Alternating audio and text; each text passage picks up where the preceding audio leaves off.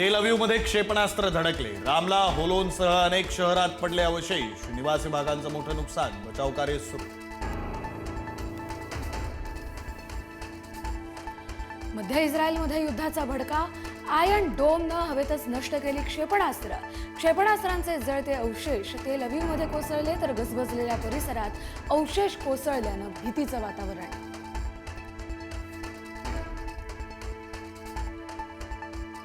इराकमध्ये पहिल्यांदाच FPV ड्रोनचा थरार. इराण समर्थक मिलिशियाचा बगदाद विमानतळावर आत्मघाती हल्ला.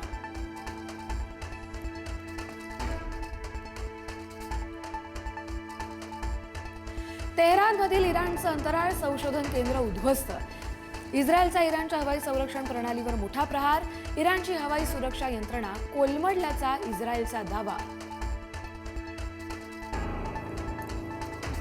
अमेरिकेकडून 31 मरीन युनिट्स आणि 2500 शूर मरीन सैनिक तैनात. अमेरिकेच्या सैनिकांची इराणच्या दिशेने कूच. 31 मरीन युनिट्स आणि 2500 मरीन सैनिक तैनात.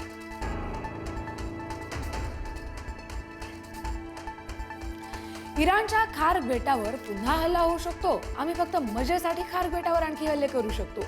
अमेरिकेचे राष्ट्राध्यक्ष डोनाल्ड ट्रम्प यांचं धक्कादायक विधान. इराणकडून अत्यंत घातक अशा क्लस्टर क्षेपणास्त्राचा वापर. इस्रायलमध्ये रहिवासी भागात भीतीचं वातावरण.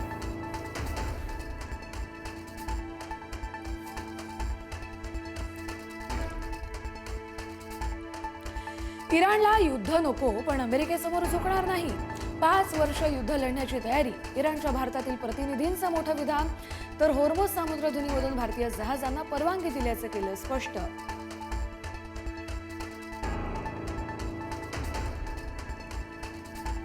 भारतीय जहाज शिवालिक आणि नंदादेवी हॉर्मुझमधून भारताकडे रवाना. LPG असलेली दोन्ही जहाज 16 ते 17 मार्च पर्यंत पोहोचतील.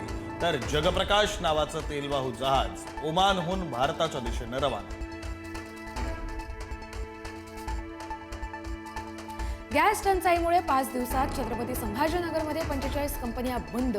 जवळपास 95% उद्योग सध्या आपत्कालीन गॅस साठ्यावर सुरू.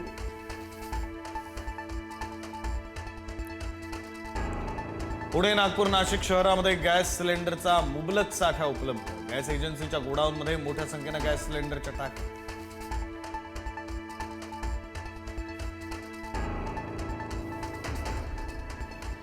रामनवमीच्या उत्सवावर गॅस टंचाईची टांगती तलवार. शिर्डीतील साई संस्थांकडून गॅसचा काटकसरीने वापर.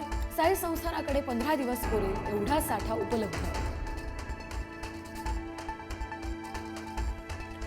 गॅस टंचाई रोखण्यासाठी केंद्र सरकारचे 10 मोठे निर्णय. देशभरातील रिफायनरींना LPG उत्पादन वाढवण्याचे आदेश. तसंच तुटवड्यावर तोडगा काढण्यासाठी समिती गठीत.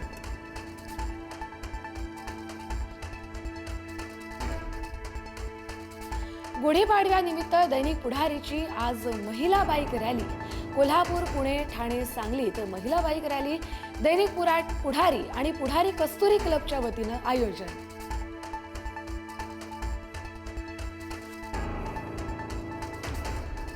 अत्याचाराच्या 2 घटनांनी बीड हादरलं. पिंपळनेरमध्ये विवाहितेला उचलून गावाबाहेर नेत अत्याचार. अत्याचारानंतर खांबाला बांधलं. तर परळीमध्ये अल्पवयीन मुलीवर दोघांकडून हातपाय बांधून अत्याचार.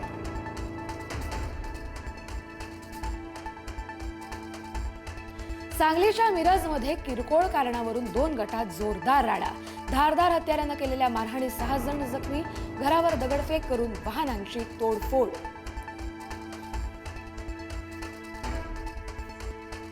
कोल्हापुरातल्या करवीर तालुक्यामध्ये सोसाट्याचा वारा आणि गारांसह पावसाची हजेरी. गारांमुळे अनेक ठिकाणी घरांचं नुकसान.